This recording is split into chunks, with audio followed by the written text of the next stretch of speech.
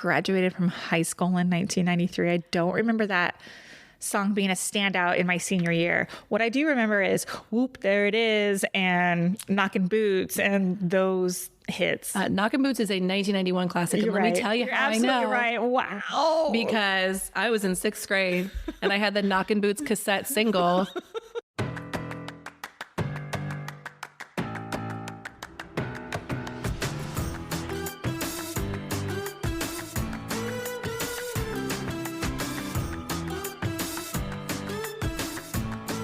Hey everybody, welcome to Girls Gone Hallmark, a Hallmark review podcast. I'm Megan. I'm Wendy. And today we are recapping The Way Home, episode 7, The End of the World as We Know It. If you want to connect with us outside of the podcast, we'd love for you to follow us on Instagram. We are both at Megan and Wendy and at Girls Gone Hallmark. You can also jump into our Girls Gone Hallmark exclusive Facebook group. It's free to join. It's not that exclusive. Anybody can join. It's Girls Gone Hallmark on Facebook. We would love to have you over there. Good news about The Way Home. Tell me. It has been officially renewed for a season 2. Officially via Hallmark. I wonder when they're going to start production on that. Hopefully soon. It'd be great if we could get a season 2 in 2023. I doubt it. I know. I highly doubt it. Don't you think so? I do. You know, we all know Hallmark can do a tight turnaround. Yeah. But I think this series was really thoughtfully planned. Mm-hmm. And I think that takes a little bit of time to do. Yeah, I wonder if a script has been written or outlined. Like, what are they going to do? And it scares me because, like, I always feel like the sophomore year of a show can sometimes not be great. That is definitely a possibility. Let me ask Friday you. Night Lights. Friday Night Lights, season 2 was not great. I don't remember. It's so long ago now. No, and I believe it was like during the writer's strike as well. Abbott Elementary, how's that for season 2? Oh, it's great. That's actually great. Season 2 of Ted Lasso, not great. Had some highlights, but overall not great. Yeah, it was a little darker. Yes. Season 2 of The West Wing, great. Okay, well, it's a 50-50 shot here. We'll be here to see Yes. how it goes. You need a synopsis. Actually, can I do something first? Yeah, while I pull up a synopsis. Yeah, so we have made a point of pointing out the release dates of the song titles of this show. Mm-hmm. The End of the World as We Know It is a 1987 song. Oh, is it? Now, the writers of this show had no obligation to use song titles from the 90s. Sure.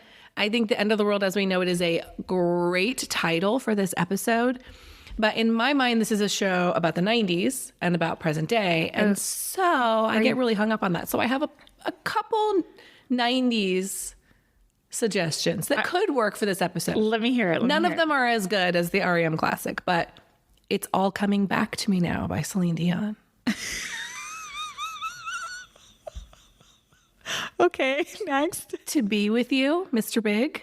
Oh, God, I love that song. As did I. A little double meaning. Like, Kat really wants Jacob in the present. She really was dreaming of getting him back in her life. But then we have a Kat Elliott storyline. Mm-hmm. We've got an Alice Spencer storyline. We have I'll Be Missing You by Puff Daddy and Faith Evans, 1997. Oh, yeah. Another good one. And a little lighthearted Can't Help Falling in Love by UB40 from 1993. That was in 1993. I graduated from high school in 1993. I don't remember that song being a standout in my senior year. What I do remember is Whoop, There It Is and Knockin' Boots and those hits. Knockin' Boots is a 1991 classic. And let me tell you how I know. You're right. Wow. Because I was in 6th grade and I had the Knockin' Boots cassette single. And let me tell you, when my mother discovered that I owned that single, it was, how did I even come to possess that? He went down to the Tower Records and bought a single cassette. The warehouse. But that was the hit of my 6th grade year. Yeah, you're right. It was my sophomore year that was the jam. All right, let's hear a synopsis. All right. Alice goes to a New Year's Eve Y2K party to support her friend. Kat finds a new mystery about her father while Dell reveals an old secret about him that's troubled her. Stay tuned to the end of this episode for a prediction from Wendy. Yeah, I bet I'm not the only one. This episode opens right where last week's episode left off. We have Kat chasing a sobbing Alice through the woods. She really wants to talk, but Alice is upset. She says, now you want to talk, and she jumps right back into the pond. Which is so funny. I was like, what a teenage move. Bye. I'm leaving. I'm jumping into the pond. Like, we could never get away from our parents at 15. I know you. I'm running away, but Alice is like going back in time. Yeah, is this the equivalent to like running up to your room and slamming the door? Like she jumps into the pond. It was so funny because Kat was so distraught in that moment. I thought, well, you could follow her. She could have. Yeah. Exactly. Next scene, we're in 1999, and a search team is looking for Jacob upon Alice's arrival. Alice talks to Elliot and Nick, and they're out, searching for Jacob. And they're like, oh, you're wet. And she says she was searching for Jacob. Alice starts off to the house, but Elliot tells her it's just family. And she storms away. She goes, I am family. Yes, very angsty teenager here. She gets to the house and Dell and Colton are selecting a photo to give to the police. And Colton assures Kat that they will find Jacob. And once Alice gets the cat, she tells Kat, like, I'm so sorry, I did everything I could. And Kat really just dismisses her in this moment. And she says, it's not about you. And like, I hear we're having like a miscommunication, obviously, because Kat's like, Alice is talking about a bigger picture here, right? That Kat is unaware of. Yeah, I just find Kat's anger with Alice to be odd. It's clearly misplaced. Kat's frustrated with herself. She's upset about the situation and she needs somewhere to put that, but it's not pointed in the right direction. Right. Brady tells Alice to leave. Yes. And so Brady consoles Kat and then Alice watches from the window. And I was like, do we have trauma bonding here? Like, is this the first, like, Brady and Kat? Like, is this why they stayed together for so long? Because they had this, like, shared traumatic experience. But why does Brady get to stay and Alice doesn't? I wrote, but why does Brady get to stay? Yeah. That's a great question because your 15-year-old self, you probably are going to want the support of your boyfriend over your best friend. But I thought Kat was a little unfair in that scene. I think so too. She was not nice. Back in present day, Alice is in bed and Kat brings her food. And Alice is clearly devastated. Feels like she's lost her best friend. She wasn't able to save Jacob. She's upset with her mom. Kat wants to talk to her and Alice is still not interested. But Kat says, look, we've both been keeping things from each other and there is no resolution. So we go downstairs and Dell is asking about Alice. Dell doesn't have the bigger picture here. Dell just knows like Alice is in her room and bothered by something, but she wants to know what happened. And Kat says, oh, she's just having a mental health day. And I wrote, the sum of what Dell doesn't know is wild right now. The conversation changes course. Kat is asking Dell about an exhibition, and the information about this exhibition is kind of doled out slowly because it's not quite clear immediately what they're talking about. Exactly. To me. Dell says she thinks Monica felt badly for blaming her for tearing down the poster, so she's given Dell this gift of an exhibition. And in last week's episode, we saw Dell making pottery. We'll see a lot more about this episode, but we went 5 episodes where I had no information about Dell being a potter. Yeah, I thought she did like honey. I thought she ran the farm. Right. Yeah, the pottery came out of nowhere. Yes. Right? Agree. Kat says, it's an honor. Look at it for what it is. Yeah, and Dell feels nervous about it. Elliot brings tea to Kat outside. I think they're at the Landry house here. They talk about, giving Alice some space, and Kat's struggling a bit because after seeing Jacob, like, she is upset, and Elliot comforts her by telling her that she got a gift of having one more moment with Jacob, and she tells him, like, she's just done with the past. I'm going to leave the past in the past for all of one scene. We see Dell entering Alice's room to check on her, and Dell has one of those moments where she's able to be kind of the warm, lighthearted, grandmotherly figure, and she coaxes Alice out of her bed to help her in the studio. She thinks maybe having something to do with her hands might help distract her from whatever's going on. She tells her, she's like, life is messy and she needs to get on with it. And I was like, that's good advice. You can't wallow too long. Like, whatever she, because obviously Dell does not know what Alice is upset about. And like, in the nicest way, Dell was like, come on, you got to get on with your life. But I thought like this is one of the nicest, sweetest scenes between Alice and Dell. I mean, Dell is a nice woman. Yeah, she's a better grandmother than she is a mother. Agree. Kat goes to the Herald, and she walks in asking Byron for work. And the tone here is so obvious the second she walks in. But when she's like, what do you have for me? I'm like, Kat, where have you been? Totally. You're like, oh, now I'm done with my side project. I'm willing to do the job you hired me for. And I'm typing as I'm watching this. Feels like she's about to get fired. And she does, which is unsurprising. Byron tells her, you spent too much time on your own research, and basically your writing kind of sucks lately. You were not putting your heart into the writing. It was already a stretch to bring you on, and you're not proving to be worth the sacrifice. Ouch. Kat appears pissed. Yeah. She's taking it personally. Not really rightfully so. She was very justifiably fired, in my opinion. And as she's walking out the door, Byron goes, wait. And I get this glimmer that Kat thinks he's about to change his mind. Mm-hmm. And he goes, I need everything you took from the archives back. From your murder board. Ouch. The next thing we have Dell, and she's, making pottery, or she's in her pottery studio, and Alice is looking at what she's made, and they're talking about that kind of stuff. And they talk about why Dell took up pottery in the first place. And she tells Alice like it helps her get out of her head.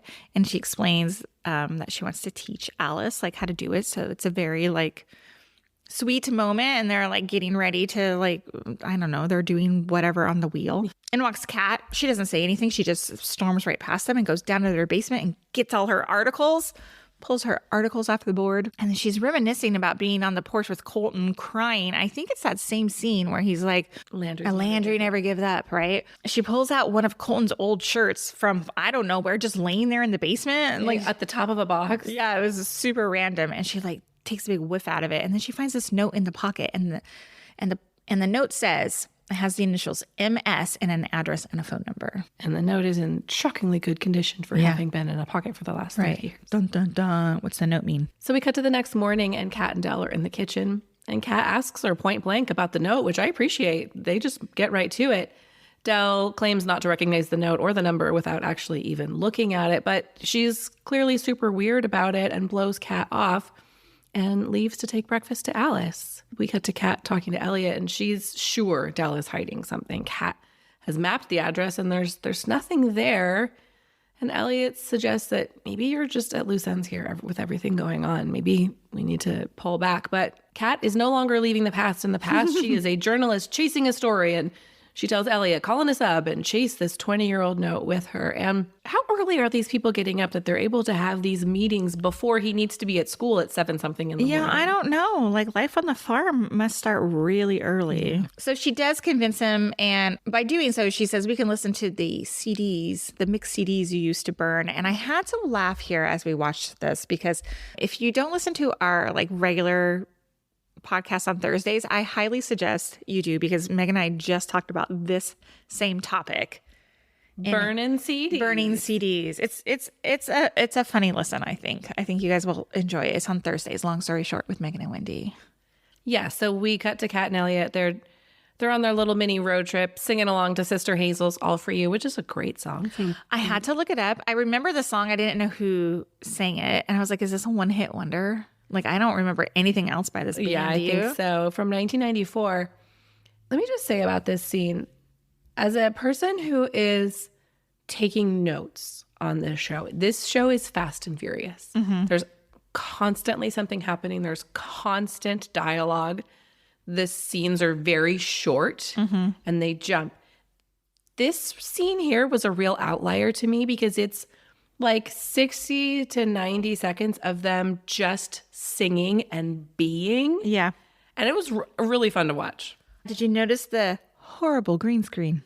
I honestly wasn't paying attention to it, because I was watching their faces. And then there's like a moment towards the end where they kind of steal glances at each other.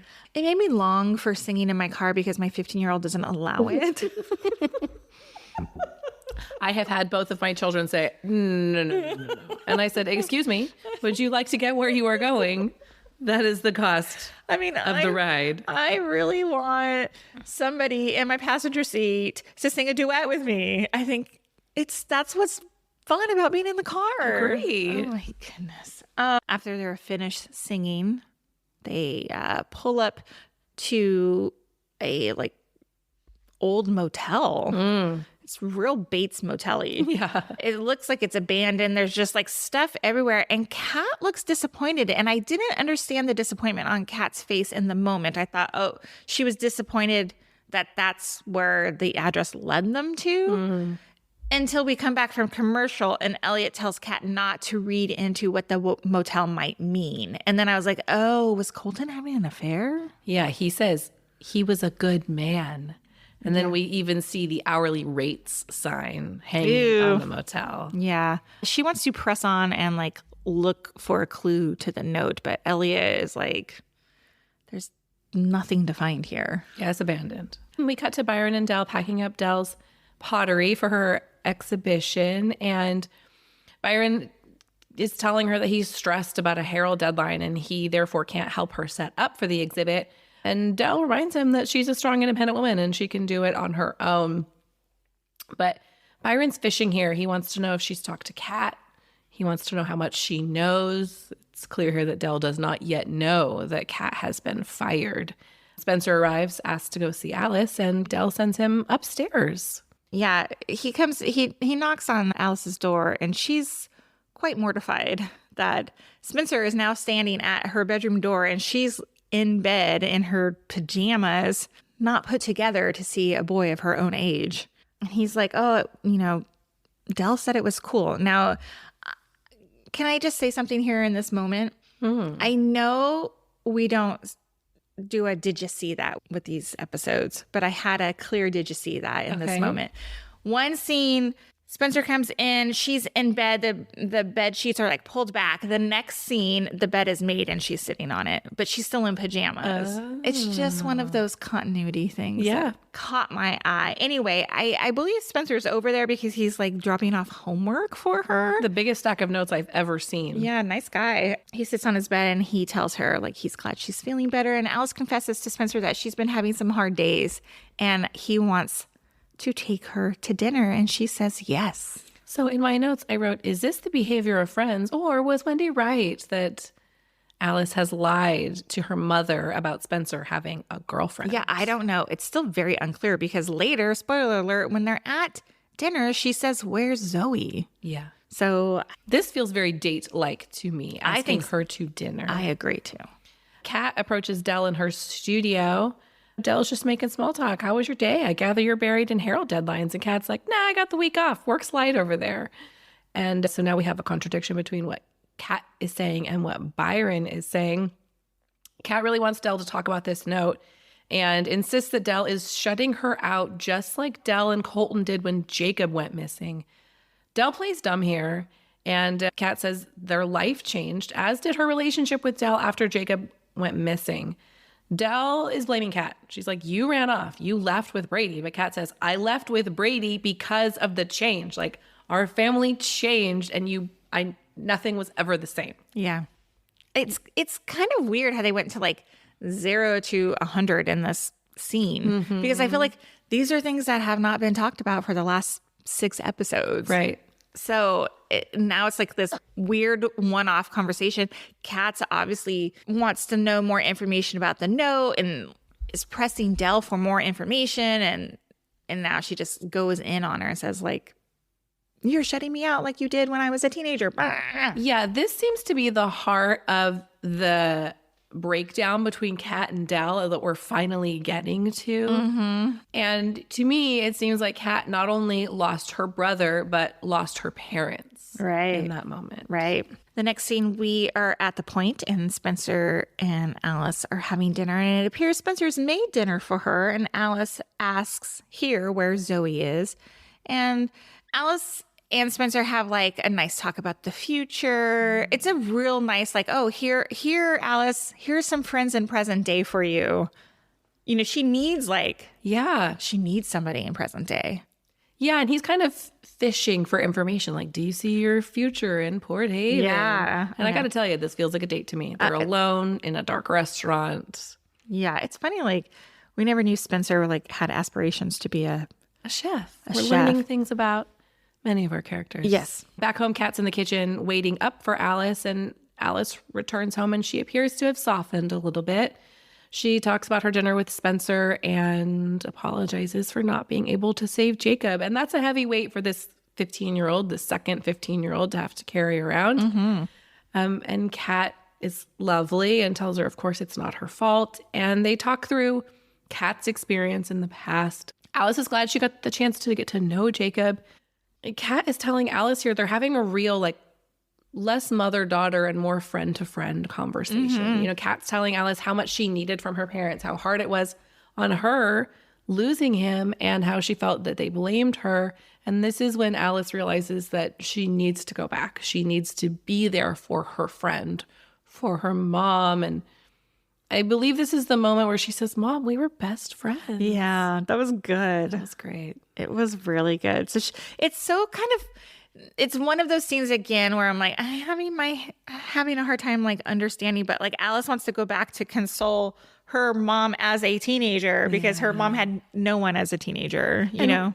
Kat has talked about this before, about how her memories of Alice are kind of hazy. Like she just remembers her as a presence and less the specifics. Right.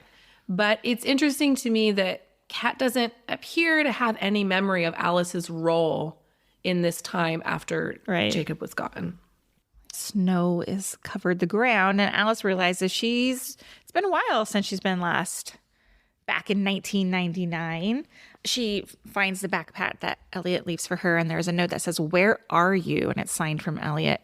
Alice shows up at Kat's house, and Del and Colton are arguing. It's New Year's Eve, and Del's begging Colton like not to go somewhere. Alice knocks on the door into Kat's room, and Kat's really happy to see her. And here we learn Kat is getting ready to go out to celebrate Y2K. Y2K. The craziness that was Y2K. Yeah, I'm glad we got a Y2K New Year's episode in this 1999 setting. Here's where I get worried at now, though. Are we going to be popping into the year 2000 now? Are they going to be diving back into the pond and going to not 99 anymore? I don't know. And that's just going to really throw off our notice in the 90s, isn't it? This is true. Observed in the aughts. So we cut to Monica's party, and Body Rock by Moby, which was released in 1999, is playing. There's lots of bucket hats. The fashion is real bad. There are lots of 2000 glasses. We've got a countdown to the millennium clock going. And for a brief moment, Monica and Kat appear to actually be friends. We hadn't seen much of them being kind to each other in the past. They were kind of frenemies, it seemed like. But Monica's really giving me a Dion from Clueless vibe in this moment. And they've got things like there's a guessing board for what's actually going to happen on midnight. And what's funny is Monica shouts, "Spilsky, watch the carpet." And we know that will ultimately be her future husband. I totally missed it. Oh, that's funny. But did they show who he was at all? Off to the side. We don't get a close-up of him. Oh, too funny. I completely missed that. Oh, that's really funny. So Alice, she sees Elliot at the party, which makes me wonder, would Elliot actually be at this party? Mm-hmm. And there's a lot of people there. There's a lot of people there. And Elliot tells Alice that the cops had called off this search for Jacob the day before. Yeah. What's funny to me here is Alice is like, I lost 2 months. And like, he knows he's been here. Yeah, right. But he also feels like he has lost Kat. He says she's either talking to Brady or she's with Brady. She's pulled away and she's leaned in to where she's getting the support she feels like she needs. And then Nick shows up. Yeah, Nick shows up. He's got his 2000 glasses on. And we cut back to present day. We've got soft piano music playing at the pottery exhibition. Monica's messing with Spencer's food. All the Port Haven adults are there. Kat and Elliot's there. Rita's there. And Elliot asks if there's been any progress with Del and Kat, and the answer is still no. We get a little bit of a speech letting us know what the heck is happening. This exhibition that we've been planning this entire time. Monica is now going to be highlighting local artisans, and Del is the kickoff which is good because I'm not super excited about an exhibit with Rita's like this way to the beach wooden signs. Oh, you're not? I'm sure we won't see that. Del graciously thanks Monica. Yeah, we're going to be one and done on the local artisan exhibition. I think we are. Yeah. Del graciously thanks Monica and everyone for attending, and she makes some light jokes about the solitary nature of pottery, but she's seeing the need for company and collaboration. Well, this is so funny because are we to believe that Del was not an active member of the community in the years since losing Jacob? It does not read that way to me, but her speech about needing company and collaboration or valuing that now is weird. It's not like she's like some hermit that's been living out at the Landry farm for the last 20 years, 30 years. Yeah, that's a good question. I don't know. How involved has she been? You know, this is kind of like there was no carnival for 30 years. Yeah, exactly. Situation. Like time kind of stood still. And may I ask, is Monica the only person trying to save this town? She runs the Lobster Fest, the carnival. She's doing local artisan. Is Monica the mayor? So we cut back to 1999 at the New Year's Eve party, and Kat and Elliot are dancing awkwardly and singing to their Sister Hazel song that they were singing to earlier. She's dancing. He watches. It's almost midnight. Nick pulls Alice into the garage to talk, and I was like, whoa, where's this going? Yeah. He says he's Mr. She's kind of surprised that he's Mr. And he wants to make it official, like a boyfriend-girlfriend thing, and in hopes that she will come to Port Haven more and visit. Like, if it's official, then she won't go missing for 2 months at a time. Like, because they're not allowed to date. He gives her a fish hook because she has hooked him. And I was like, oh boy, 15. And he also asks for help with some hijinks. Yeah, we cut back to Kat continuing to dance, Elliot watching. Kat is a little bit manic at this point. I wrote Kat getting turned because I thought she was drinking, but then I realized, like, we're gearing up. Yeah. Elliot starts to look for Alice because he's clearly worried about Kat in this moment. This is no longer their cute, lighthearted dancing together. Mm-hmm. And we cut back to Nick, who's plotting a prank for midnight. We cut back to the countdown where we see the beginnings of a panic attack. Back to the garage. Nick cuts the lights, and the juxtaposition of these two scenes where Nick and Alice are just kind of having some lighthearted, no big deal Y2K fun, and Kat breaking down is real interesting editing here. Mm-hmm. He and Alice have a light moment. They kiss. Then they're screaming from the party, and not in a fun way. And Elliot is calling for Alice. Right. Breaks to a commercial. We come back. Kat is on the floor. She is clearly having a panic attack. Elliot is trying to help her, and Monica says off to the side, she just wants attention. Alice helps Kat through the panic attack, helps her breathe it through. I think she even says something like, my mom has these. Yeah. What I thought was interesting is she goes, she's having a panic attack, and Elliot goes, a what? Because in the 1999 vernacular, I don't think anxiety and panic attack was something that we were talking about. Yeah, probably not. Now, to me, it was very obvious what was happening on the screen. Yeah, well, sort of. I mean, I thought she was getting drunk earlier, but yeah, she was. But at this point, it's pretty clear. Yes, exactly. We hear Kat saying, the search is over. He's gone. He's just gone. And tells Alice that she had wished she had been there. And she also goes on to say that her parents don't talk to her and that they hate her and they blame her for Jacob being gone. And Alice consoles her.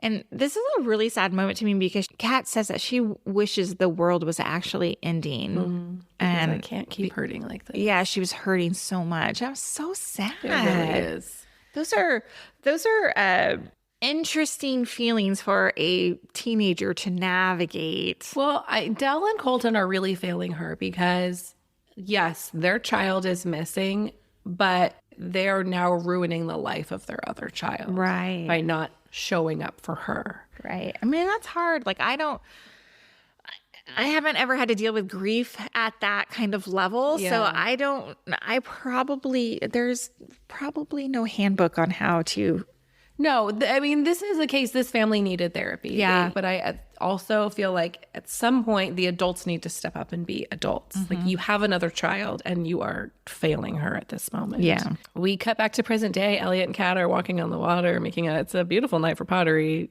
silly jokes. And Kat saying she doesn't remember the last time she saw her mom so happy. And then we just cut right to it. Kat stops Elliot, and there's something in this scene that I almost feel like it's a dream. She says, "There's something happening here, isn't there?" And Elliot takes off his glasses and says, "I've been waiting a long time to kiss you." And then he says, "And when I do, it's going to be perfect." And off he walks. And in this moment, I love Elliot so much because Kat has made him wait so long that not giving her what she wants in the very moment she decides she wants it is such a great move. Yeah, I agree. But I'm like, hello, Kat. Yes, something's happening here. I know. What about at the school dance 2 weeks ago? There was something happening there. And then you had to ruin it with Brady again. Yeah. So, yeah, I was glad that Elliot held her off a little bit. Back to 1999, Kat and Alice arrive home from the party. Colton tells Kat to go upstairs quietly. He asks Alice why she's not spending the night. And they have some small talk, and he asks about her playing the guitar and her mom. And when you just about get ready to cry, your nose gets all tingly. I had this moment while watching this scene because he thanks Alice for being there for Kat. He says something like, "Thanks for being there for our girl." And I just was like, words. It was so sweet. I had actual tears in that Did you? moment. Oh, yeah. Yeah, that was a real moment. He knows. He knows. He's always been the softer one of the two parents. And I think he knows that they don't have it to be there for her. Here's a question. Why didn't Alice just stay that night?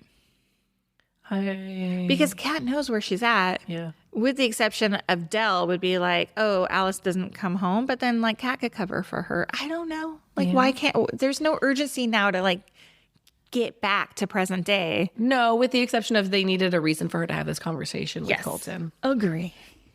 Back at the pottery exhibition, Dell is finally coming to the realization that something's up. And she can't figure out why Byron's busy if Kat isn't working. And Kat comes clean and takes responsibility. And she says she does what Landry women do. They throw themselves into a project. And Dell says, no, that's not what I was doing. I was making ends meet. There was no money left after your father died. So I wasn't getting into honey to keep my hands busy. I was getting into honey to pay the bills. Kat asks what he spent their money on, and Dell says, on what men spend money on and don't tell their wives. Yikesies. I have a theory about that. We'll talk about it later. But we have a flashback where Dell finds Colton on the phone with someone, and she confronts him and tells him she's missing him, and Colton is upset and tells her that he feels like he's the only one who's forgotten Jacob. They exchange words, and it's New Year's Eve, and Dell wants Colton to go somewhere with her, but he refuses. And then what? Then they're back at the exhibition, and then there's another flashback? Yes. Dell's putting on her coat, and when she steps outside, she has this flashback of the two of them sitting in their living room. The ball is dropping. They're not speaking to each other. Colton's drinking a beer. Dell's watching Colton. It's this very uncomfortable, cold, Awful, right? moment. And Such a difference from how they were prior to Jacob's disappearance. And back in present day, Dell seems to have a bit of an epiphany and takes off for the Herald. We come back from commercial, and Dell is at Byron's office, and she asks, hey, why weren't you at the exhibition? And she asks about firing Kat. Byron had some sort of accident at the paper. I was like, are they setting this up somehow? Did that shelf fall on him and now they're going to find some clue behind the shelf? My ears are perked up for every single little thing now at this point. But it looks like he was spending his time. He was working on an article called The Matriarch of Port Haven. And it's a feature article with Dell and her students on the farm. Got back to home. Alice is getting ready for bed, and Dell has left her one of her little trinket bowls on her nightstand. And she has a flashback of Colton, just the line saying, "Are you still playing guitar?" And I don't really know what's going on here. Oh, because I think in the trinket bowl, it has the fish, and it's the same fish that's on the guitar. Oh, okay. I don't know what the relevance is of Colton with the voiceover asking her if she plays the guitar, and then other than that's his guitar, but whatever. I don't know. Yeah, no, that makes sense. Kat is looking at the mystery note. Is she looking at herself in a mirror? She's like taking off her jewelry. It's kind of mirroring what's happening with Alice. Mm-hmm. She looks again at the note, and then off she goes, hustling through the woods to the pond. And she's standing on that rock, considering jumping in. And that's the end of the episode. So Dell in this episode alludes to there being another woman. Yes. Wendy has a theory. I have a theory. I think that Kat is the other woman. Adult Kat is the other woman. So she goes back. Maybe she's trying to help Colton somehow or find out what Colton's doing. Or I don't know. They befriend each other. Yeah, she's using the information that she has in some way. Either to help find Jacob or I don't know. But I think that's who Colton is spending his time with. Yeah, I think that's a great theory. With only 3 episodes left, I do have to say I'm very pleased at the pacing of these episodes. They get through a lot. I'm getting so nervous. For what? About how much information we're going to be left wondering about at the end of the season. Oh, I think a lot, actually. It's got to be. Like, are they going to leave us with a cliffhanger? Well, that's the question, right? Did they write it so that it's open to a second season, but still wrapped up enough to be satisfactory to the first season? Yeah, I don't know. So there's a lot that I'm waiting on. I want to share a message that we got on our Instagram. Okay. It is from user Shell Art. It says, "Hello, ladies. I've been enjoying your podcast on the way home. I was 14 in 1999, so this show really makes me feel old." Side note, I am laughing because I was a lot older than that in 1999. I was 20. One thing that I think no one picked up on is the fact that Kyler Lee played Janie in Not Another Teen Movie, the movie that is a parody of She's All That. And she walks down the stairs and instead falls and the stairs break. Oh, nice. So Kyler Lee played that character. Twice now. Twice. Isn't that funny? I was like, great... that's amazing catch. We really needed someone who was 14 in 1999 for that moment. I mean, I think I saw that movie in the movie theater, but I don't remember who actually. Well, thank you for that. Yeah, awesome, right? Who's our homie of the week? I think it's an easy choice. Who is it? It's Elliot. For his slick moves. For that swoony moment down by the water. Also, I really liked when he's like taking off his glasses in the car and they're singing. Yeah, I like it too. Like he's I know he's kind of like this like stereotypical, like I was kind of nerdy in high school and now I'm like a science teacher at school or whatever. But like I like these like vibes he's giving off. Me too. Yeah. Much more than Brady. Oof. Thank you for listening to this recap of The Way Home. We'll be back next week with episode 8 as well. We are back to our full and regular schedule. So we are putting out Hallmark movie reviews. Don't miss our review from yesterday of The Love Club, Nicole's pen pal. And look forward to The Game of Love with Kimberly Sestad and Brooke Darnell next week. Happy watching. See you in the Facebook group. Bye. Bye.